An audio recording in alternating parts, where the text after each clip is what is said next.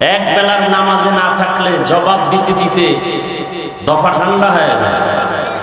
রিক্সা ড্রাইভারও ধমক দেয়, হুজুর ছিলেন না, গেছিলেন কই? ইমাম সাহেব বলে, কে তুমি আমাকে ধমক দাও? বলে, আমি রিক্সা ড্রাইভার। পাওয়ার কি? বলে, 5 টাকা বেতন দেই।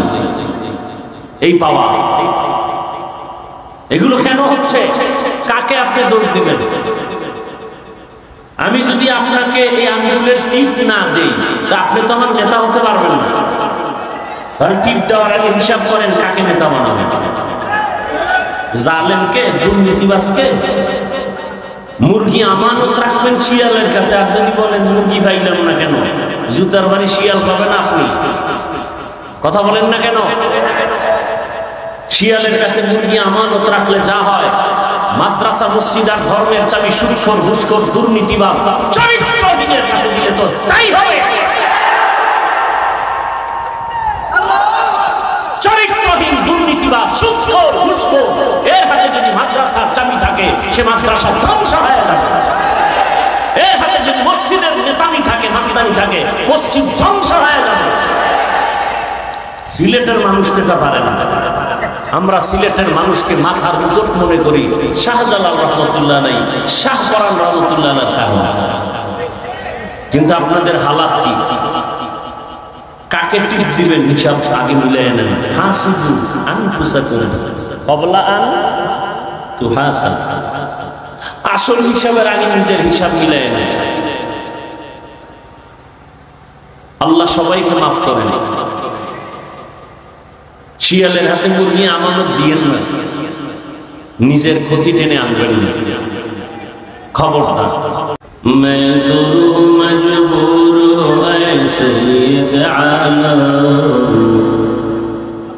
मैं गुरु मजबूर है सैयद आलम, दीदार दिखाते नहीं आवाज सुना दो, दीदार दिखाते नहीं आवाज सुना दो। मैं सूरत यूसुफ को नहीं चाहने वाला, मैं सूरत यूसुफ को नहीं चाहने वाला, मैं कैस के मानंद नहीं आशिक लैला, मैं कैस के मानंद नहीं आशिक लैला,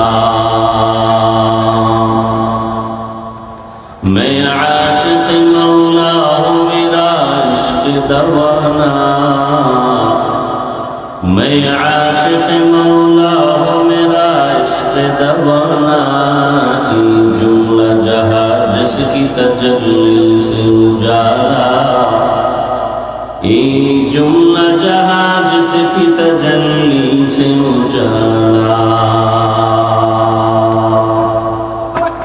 সারা দুনিয়ার অবস্থা বড় করুন, আমার দেশের অবস্থা আরো করুন, মুমিন মুসলমানের ঈমান ও আমলের হালাত আরো করুন।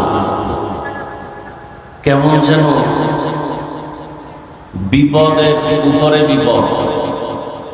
হাদিস শরীফে আল্লাহ রাসূল বলেছিলেন, আমরা যে আমল করি তসবিহ টেনে, তসবিহ যদি ছিঁড়ে যায় তাহলে তসবির গোটা একটার পরে একটা যেমন পড়ে, কিয়ামতের আগে মানুষের গুনাহের কারণে মুসিবত এরকম একের পর এক আসতেই থাকবে। আপনারা দেখেছেন গতকাল ঢাকার যে হাল, কোন মানুষ চোখ দিয়ে তাকায় সহ্য করতে পারে না, সম্ভব না। একটা বড় মানুষ বিপদে পড়ে মানুষ ধৈর্য ধারণ করতে পারে, অবুঝ বাচ্চাগুলো যেভাবে আগুনে পুড়ে গেল, অনেক মা তার সন্তানের খবরই পাইতেছে না, কোথায় আছে, কি অবস্থা। আল্লাহ, ওদের তো কোনো গুনাহ নেই, শিশু বাচ্চা।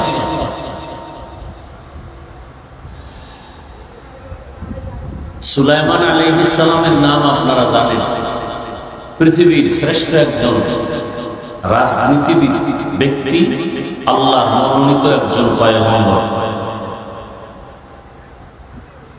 একদিকে আল্লাহ তাকে দান করেছিলেন নবুয়ত, অপরদিকে আল্লাহ তাকে দান করেছিলেন জমিনের খেলাফত। কেমন খেলাফতের দায়িত্ব পালন করেছেন? গোটা দুনিয়া শাসন করেছেন। এই ঘটনা কোরআনে আছে, আপনারা জানেন। যদিও এই কথাটাকে আপনার অন্তরে শতভাগ বিশ্বাস অনেকে করেন না। শতভাগ যদি এই কথা মানুষ বিশ্বাস করত, কোনোদিন এ কথা বলতো না যে ইসলামের রাজনীতি নেই।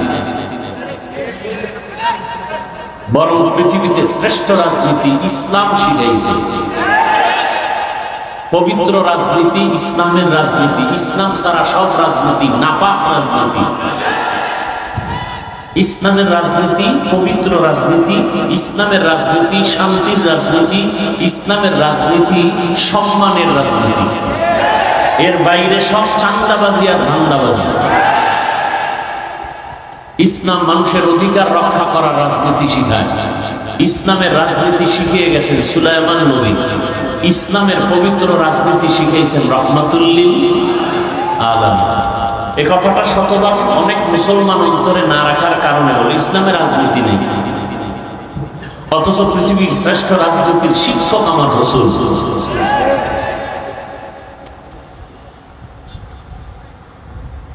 আল্লাহ আমাদের সবাইকে বুঝার তৌফিক দান করে।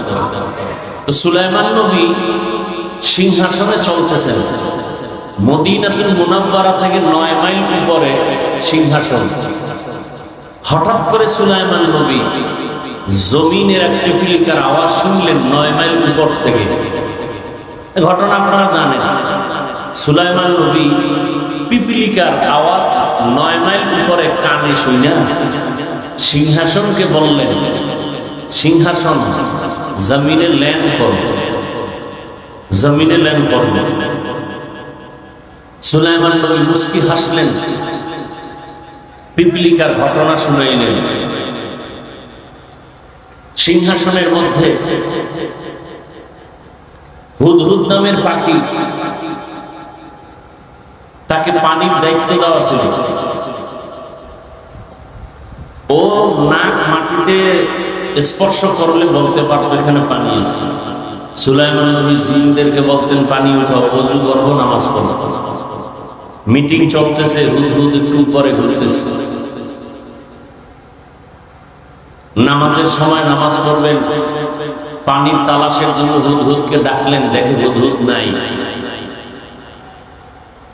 এই হুদহুদকে না পেয়ে সুলাইমান নবী যে শব্দটা ব্যবহার করলেন, এই কথাটা এখানে আমি বলবো। সুলাইমান নবী হুদহুদকে না পেয়ে যে শব্দটা উচ্চারণ করলেন, ফাকালা মা লিয়া লা আরাল হুদহুদ। সুলাইমান পয়গম্বর বললেন, আমার কি হলো, আমি হুদহুদকে দেখি না কেন? মা লিয়া, আমার কি হলো, হুদহুদকে দেখি না কেন? রাজনীতি কাকে বলে শিখায় গেছে ইসলাম। এখন তো রাজনীতি নাই, দুর্নীতি আছে। কিসের রাজনীতি? দুর্নীতি। ওয়াজের স্টেজে রাজনীতি চলবে না, মসজিদে চলবে না, সবাই বলে না। কিন্তু বাংলাদেশে এই ধর্ম নিয়ে রাজনীতি বেশি করে কারা? চান্দাবাজার, ধান্দাবাজার।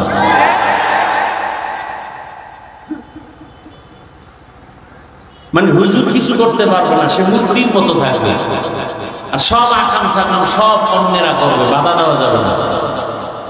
আল্লাহ হেদায়েত দান করুন। সুলাইমান পয়গম্বর যে পয়েন্ট আউট করলেন, কোরআনের শব্দ মা লিয়া, আমার কি হলো? মসজিদে মুসল্লি নাই, আমরা হুজুরেরা বলি সভাপতি আসে না কেন, তার কি হলো? সুলাইমান নবী শিক্ষা দিলেন, হুদহুদকে দেখি না কেন, আমার কি হলো? এমপি, মন্ত্রী, সরকার, প্রধান উপদেষ্টা, গোষ্ঠী শুদ্ধ সবাই যদি বলে আমার কি হলো যে ঢাকা উত্তরার স্কুলের ছাত্র মরে গেল, আমার কি হলো? আমার কোন অপরাধের কারণে আমার সন্তান মারা গেল, আমার কোন অপরাধের কারণে আমার স্ত্রী কষ্ট পায়, আমার কোন অপরাধের কারণে আজ দেশবাসী কষ্ট পায়। আমার কি হলো যে দেশের মানুষ আমার কথা শুনে না? আমার কি হলো যে আমার এলাকায় অশান্তি? ওমরে ফারুক রাদিয়াল্লাহু আনহু এজন্য বলেছেন, হাসিবু আনফুসাকুম ক্বাবলা আন তুহাসাবু, আসল হিসাবের আগে নিজের হিসাব মিলায় নাও। আসল হিসাব যেদিন শুরু হবে ওদিন আর কোন পাগলামি চলবে না। শিশু বাচ্চার গুনাহ নাই, কষ্ট পায় কেন? মা বাবার গুনাহ শাস্তি। দেশে অশান্তি কেন? আমার কারণে। আমি মানুষকে বয়ান যা দেই সে বয়ান আমি আমল করি না।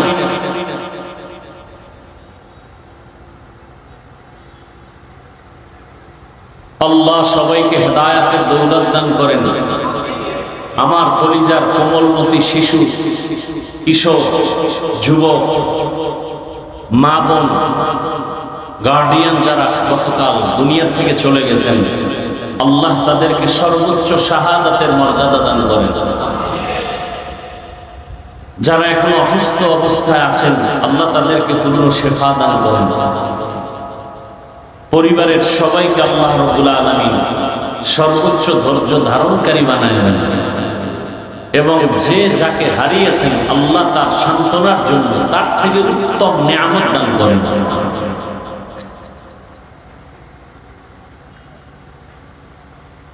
আল্লাহ মুসিবত থেকে দেশ এবং জাতিকে হেফাজত করেন। আগুনের গজব, আগুনের গজব।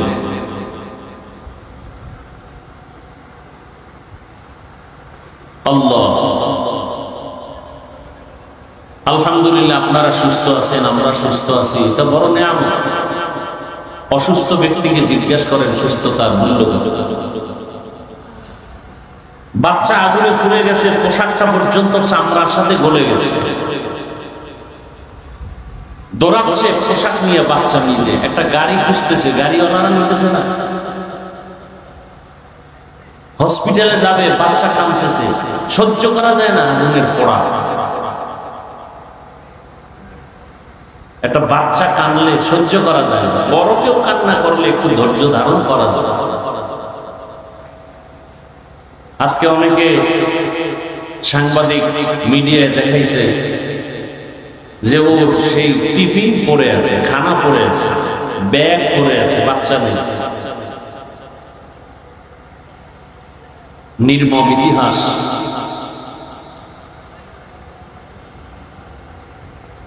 ঘরে ঘরে ঘরে ঘরে অপরাধ চলতেছে। মা অপরাধ করে, বাবা অপরাধ করে, ছেলে মেয়ে অপরাধ, ঘরের মধ্যে সারা রাত মোবাইলে জেনা করে, জেনা, চোখের জেনা, কানের জেনা, জবানের জেনা, অন্তরের জেনা, সারাটা রাত ঘরে ঘরে চলতেছে। যেই পরিমাণ গুনাহ চলে সারা রাত ঘরে ঘরে, এতে তো ঘুমের মধ্যে আল্লাহর গজব আসা দরকার ছিল, সেই পরিমাণ আসে না কেন? একমাত্র রাহমাতুল লিল আলামিন উম্মত হওয়ার কারণে আসে না।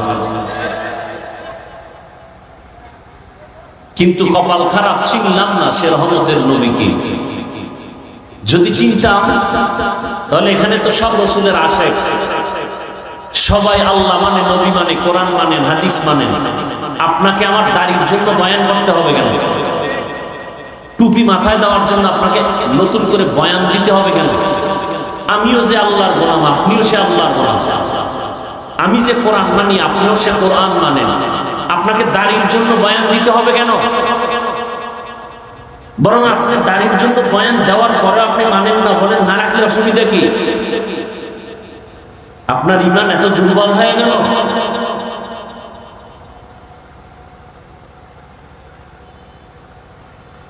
সমস্ত উলামায়ে কেরাম দিন নাই রাত নাই,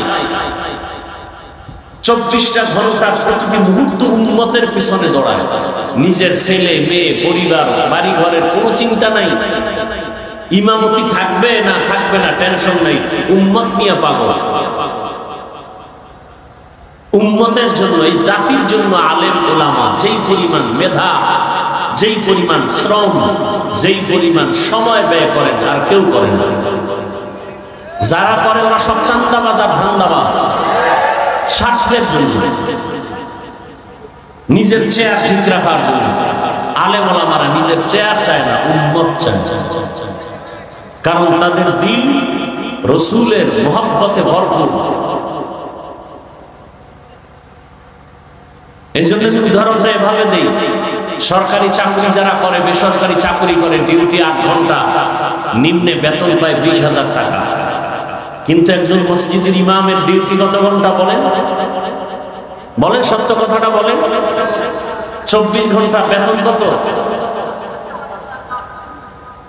বলেন তো কত বড় জুলুম হচ্ছে। সরকারি বেসরকারি ডিউটি করে, চাকরি করে 8 ঘন্টা, বেতন 20,000, টেবিলের নিচে আরো কত মুক্তার দানা পড়ে থাকে। আরেকজন ইমাম 24 ঘন্টা মসজিদ মাদ্রাসায় মেহনত করে, আলেম ওলামা, বেতন 5,000, তাও ঠিক মতো দেওয়া হয় না। মসজিদের সভাপতি দেন কত? বলে 100 টাকা, সেক্রেটারি 50, বেশি দেওয়া যাবে না, তাহলে সভাপতির সাথে বেয়াদবি হবে। এই 100 টাকা বেতন দিয়া ইমামকে গোলামের মতো ব্যবহার করে, রিমান্ডে রাখে ইমামকে, রিমান্ডে। এক বেলার নামাজে না থাকলে জবাব দিতে দিতে দফা ঠান্ডা হয়ে যায়। রিক্সা ড্রাইভারও ধমক দেয়, হুজুর ছিলেন না, গেছিলেন কই? ইমাম সাহেব বলে, কে তুমি আমাকে ধমক দাও? বলে, আমি রিক্সা ড্রাইভার। পাওয়ার কি? বলে 5 টাকা বেতন দেই। এই পাওয়া। এগুলো কেন হচ্ছে? কাকে আপনি দোষ দিবেন? আমি যদি আপনাকে এই আঙ্গুলের টিপ না দেই, তা আপনি তো আমার নেতা হতে পারবেন না। কারণ টিপ দেওয়ার আগে হিসাব করেন কাকে নেতা বানাবেন। জালেমকে, দুর্নীতিবাজকে? মুরগি আমানত রাখবেন শিয়ালের কাছে, আর যদি বলেন মুরগি পাইলাম না কেন, জুতার বাড়ি শিয়াল পাবেন আপনি? কথা বলেন না কেন? শিয়ালের কাছে মুরগি আমানত রাখলে যা হয়, মাদ্রাসা মসজিদ আর ধর্মের চাবি সুদখোর, ঘুষখোর, দুর্নীতিবাজ চরিত্রহীনের কাছে দিলে তো তাই হবে। চরিত্রহীন, দুর্নীতিবাজ, সুদখোর, ঘুষখোর, এর হাতে যদি মাদ্রাসার চাবি থাকে, সে মাদ্রাসা ধ্বংস হয়ে যাবে। এর হাতে যদি মসজিদের চাবি থাকে, মাস্তানি থাকে, মসজিদ ধ্বংস হয়ে যাবে। সিলেটের মানুষ এটা পারে না। আমরা সিলেটের মানুষকে মাথার মুকুট মনে করি, শাহজালাল রহমতুল্লাহ নাই, শাহ পরান রহমতুল্লাহ কারণে। কিন্তু আপনাদের হালাত কি? কাকে টিপ দিবেন হিসাব আগে মিলিয়ে নেন। হাসিবু আনফুসাকুম ক্বাবলা আন তুহাসাব। আসল হিসাবের আগে নিজের হিসাব মিলিয়ে নেন। আল্লাহ সবাইকে মাফ করেন। শিয়ালের হাতে মুরগি আমানত দিয়েন না, নিজের ক্ষতি টেনে আনবেন না, খবরদার। ওলামায়ে কেরাম অনেক আলোচনা করেছেন, অনেক দূর প্রোগ্রাম, ভাবতেই পারি না এত দূরে, এত ভেতরে। 7 ঘন্টা একটানা গাড়িতে বসে। আমি অসুস্থ মানুষ, অনেক অসুস্থ, ওয়াদা রক্ষার জন্য আসলাম। 2 রাকাত মাত্র ফরজ নামাজ পড়লাম, আবার খাওয়ার জন্য নিল আরো ভিতরে। তারপর আপনারা ধৈর্যের পরিচয়ে বসে আছেন, আলহামদুলিল্লাহ। আমাদের হাতে কিছু নাই, আল্লাহর কাছে অভাব নেই। আপনাদের দিলের নেক তামান্না আল্লাহ কুদরতের দ্বারা পূরণ করে দেন। আল্লাহর কাছে কিছু পাই না পাই, অন্তত হেদায়াত পেয়ে যায়। বাড়ি আছে, গাড়ি আছে, টাকা আছে, সব আছে, হেদায়াত নাই, কিচ্ছু নেই। আর বাড়ি গাড়ি কিচ্ছু নাই, হেদায়াত আছে, সব আছে। কি আমাদের হুজুরদের টাকা নাই, পয়সা নাই, বাড়ি নেই, গাড়ি নেই, সম্মান আছে না নাই? বলেন বলেন। করোনা স্কুল কলেজ ভার্সিটি সব বন্ধ, চাকরি বন্ধ, ফ্যাক্টরি বন্ধ, কোরআনের ফ্যাক্টরি বন্ধ হয় নাই। কুলাঙ্গারের বাচ্চা মাস্ক লাগায় বসে আছে, করোনা বাবারে ধইরা ফেলছে, কাছে যায় না, মরার ভয়। শিক্ষিত কুলাঙ্গার একটা না ট্রিপল মার্কস লাগাইছে, মরবে না। সেই সময়ের ইতিহাস, আমার দেশের টুপিওয়ালারা সেই করোনার লাশগুলো নিজ হাতে নিয়ে কাঁধে ধরলেন, গোসল করাইলেন, কাফন পড়ালেন, জানাজা পড়ায় কবরে রাখলেন। একজন হুজুরও করোনায় মরে নাই। এই জাতির যুবকদেরকে বলছি, এই জাতির জন্য নিঃস্বার্থ কলিজার আপন বন্ধু ওলামায়ে কেরাম সারা নিঃস্বার্থ কেউ না, আর সব স্বার্থপর।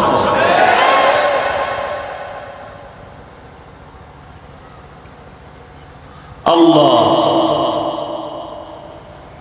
ইমাম সাহেবের এত কিছু কষ্ট দেয়, এত কিছু করার পরও কোনোদিন বরদোয়া করে না, কলিজা দিয়ে দোয়াই করে, আল্লাহ এলাকায় শান্তি দাও, অসুস্থ রোগীরে সুস্থ বানাও, কবরওয়ালাদের জান্নাত দাও, চাকরি ব্যবসা যারা করে বরকত বাড়াও। এই দোয়া তো আর কেউ করে না। জাতির কল্যাণে চোখের পানি ফেলে ওলামায়ে কেরাম, আর এই মানুষগুলো পদে পদে আলেমদের সাথে গাদ্দারি করে বেয়াদবি করে।